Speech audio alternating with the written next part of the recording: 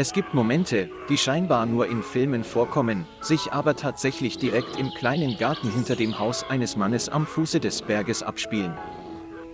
Eines friedlichen Morgens, als er mit seiner Familie das Frühstück zubereitete, hörte er plötzlich ein lautes Geräusch und einen Schrei aus dem Hintergarten. Die schmerzvollen, chaotischen Schreie ließen ihn sofort hinausrennen, sein Herz war voller Verwirrung und Sorge, da er nicht wusste, was los war. Als er näher kam, bot sich ihm zu seinem Erstaunen ein unglaublicher Anblick, ein riesiger Bär, der mit einem ausgewachsenen Hirsch rang. Der arme Hirsch wehrte sich verzweifelt, wurde von den Armen des Bären festgehalten und biss und griff ihn ununterbrochen mit seinen Krallen und Reißzähnen an. Das kleine Reh versuchte zu fliehen und strampelte panisch mit den Beinen, doch seine Kraft ging ihm unter den starken und aggressiven Händen des Raubtiers allmählich verloren. Der Mann brauchte ein paar Sekunden, um sich zu beruhigen, dann hob er rücksichtslos Gegenstände in der Nähe auf und warf sie nach dem Bären, wobei er laut schrie, um Aufmerksamkeit zu erregen. Das laute Geräusch hallte durch den ganzen Garten, die fliegenden Äste lenkten den Bären ab und er drehte den Kopf, um ihn anzusehen. Glücklicherweise war es ein Bär, der noch nicht ausgewachsen und nicht zu aggressiv war.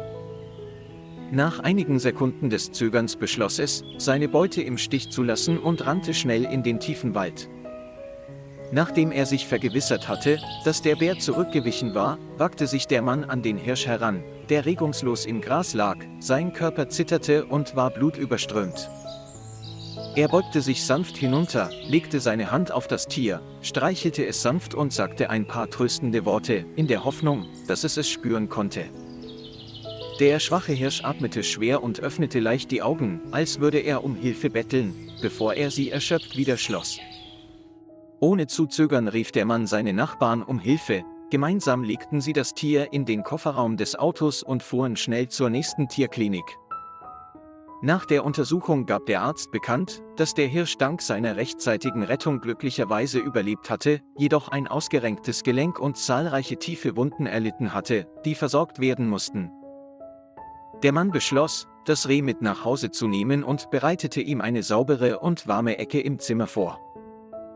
Er polsterte das Tier mit weichen Kissen und Decken, fütterte es regelmäßig täglich mit Milch, verabreichte ihm Medikamente und pflegte es liebevoll, als wäre es ein Kind. In der ersten Woche konnte sich das Reh kaum bewegen, es lag einfach nur da und keuchte mit geschlossenen Augen. Im Laufe der Tage begann das kleine Reh aufzustehen und im Zimmer herumzutapsen. Obwohl seine Schritte noch schwach waren, waren sie von Lebenslust erfüllt. Es wurde allmählich neugierig und erkundete jede Ecke des Hauses. Es war nicht länger fremdartig, sondern begann, zu allen freundlich zu sein. Das Erstaunliche ist, dass der Hirsch äußerst intelligent ist, sehr schnell lernt, Stimmen versteht und wie ein echtes Haustier reagiert.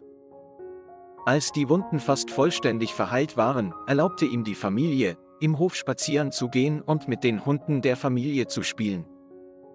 Unerwarteterweise integrierte sich das Reh sehr schnell und rannte und sprang sogar herum, als wäre es schon lange daran gewöhnt, hier zu leben.